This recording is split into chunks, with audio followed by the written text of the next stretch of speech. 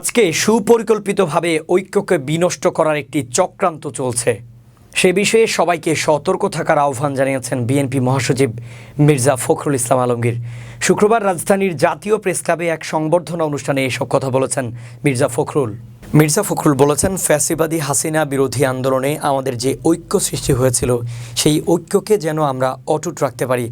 আজকে সুপরিকল্পিতভাবে সেই ঐক্যকে বিনষ্ট করার একটি চক্রান্ত চলছে, সে বিষয়ে আমাদেরকে সতর্ক থাকতে হবে।